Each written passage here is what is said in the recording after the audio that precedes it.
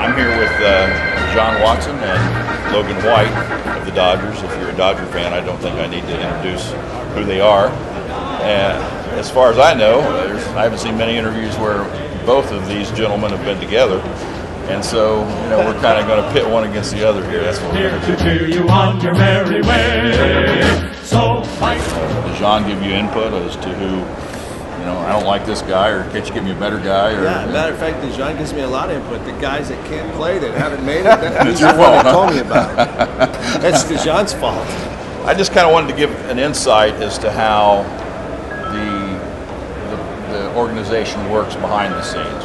You're responsible for amateur scouting and finding players, and you're responsible for developing players. You know what? John and I have a great relationship, a wonderful relationship. I've loved since he came over here. We had a good farm system. I think he's made it a lot better. Our communication is great. We wouldn't have the various Gordon if it wasn't for Dijon. Dijon talked to me about D. Gordon. He roomed with his father, but he's professional enough to also not overstep his bounds into what I do. And I think the same, he'll tell you probably the same on the farm department side. It's kind of like, you probably heard me use this in other interviews, marriage. It's like a good marriage. There's interlapping in duties sometimes, but you have primary responsibilities. Like sometimes my wife, asks me to do something that I'm not used to doing. So it's kind of like that. Yeah, I agree.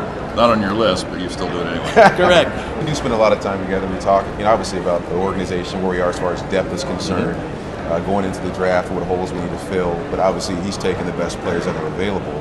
And it's like, again, like you said, it's a marriage. We talk about what skill set the player brings to the organization. We ask him, as well as the area scouts, what it is that the player needs to work on once we get them into the organization. And then we can continue to try and progress them up the ladder, obviously with his input, with all of our scouts and our major league scouts as well, going in to see our players. So it's constant communication on what each player in our system has, because every player that he brings in is a value to the organization. Each individual player has organizational value.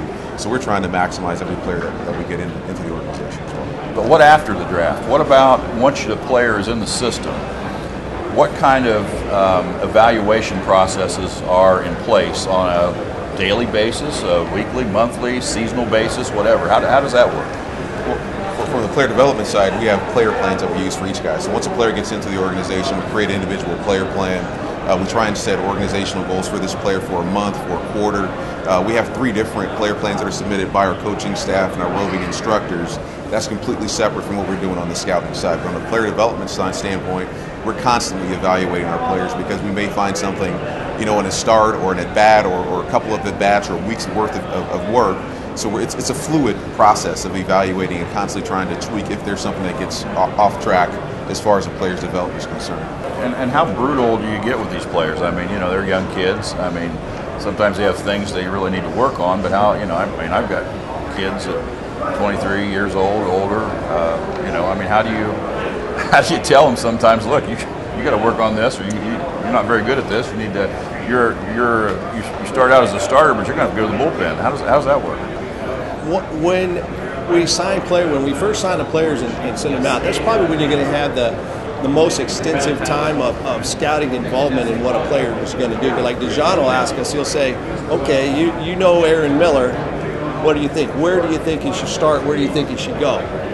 Because they don't know him like we do at that moment in time. So they rely on us heavily to say, you know what, he can go to can he go to Midland and compete in A-ball? Yeah, Dijon, he can go there. So we collaborate a lot on the players' skills, what level they can go play at, and things like that immediately right after the draft. And we're able to do that. And the great thing about Dijon and our communication is so good. We're like brothers, and so we talk all the time about players and help each other. So when you ask how brutally honest we can be, I can let you ask that, because we can both get pretty brutally honest with a player when he needs it. Yes. It's just like we try to, I think he's the same as me, we try to look out for the best interest of the player. We consider them family. We want the best for them, just like you would your child. And so discipline sometimes means love. If you don't discipline them, that means you don't care for them. And I think we have a track record of being able to go to a player and say, hey, listen, we wanted Russell Martin to become a catcher. He did. Look where he's at. We wanted John Broxton to go from a starter to a closer. Look where he's at. And so when you have that track record, they're certainly willing to listen to us. But I do know that there's a wonderful collaboration especially even in discipline things and things like that. DeJohn will call me and say, I'm having an issue with this player. What do you think? Here and there, and back and forth, and that dialogue continues. And I'm proud to say that our organization's had success in getting players because we've had that dialogue. We didn't have that dialogue. You're operating on two different continents and two different directions, and that's certainly any success. You have to get good talent. If we sign players that aren't talented to begin with, they, as good as they are, they couldn't do anything with it. But on the flip side, you can still have good talent and raise it wrong. Yeah. You know, just like a child. And so we have to have great development. They do a wonderful job in that. So.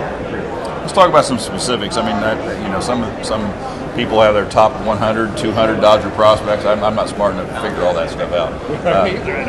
I don't even rank them in order. I just say, okay, I've got about 16 top players. You could probably figure. I think Dee Gordon's right up there at the top. And you know, I mean, we got Aaron Miller and you know, I suppose Chris Withrow and Andrew Lambeau and people like that. Who am I leaving out that you would? That a lot of people are leaving out that you think could surprise people? For me, I think our talent base is pretty deep. It really depends on what you're looking for, and again, to not try and oversell our players. I think we have a lot of quality young arms coming through our system. We have some quality position players within our system. I mean, kids like Trayvon Robinson, you can go with Kenley Jansen. We have young kids from the Dominican Republic, from like a Ruby De La Rosa, Carlos Frias. I mean, I think the list is pretty deep. It really depends on how deep you want to go into our system and truly what you're looking for. If you're looking for young arms, if you're looking for position players, I think we have tremendous outfield depth. I think we have tremendous young corner power bats that are coming. Again, I don't want to, I don't really like to rank our guys one through whatever. Right. But we want to get them all there. That's our goal, is to continue growing the value of each player in our system and making them the best player they can possibly be to help the Dodgers win a championship.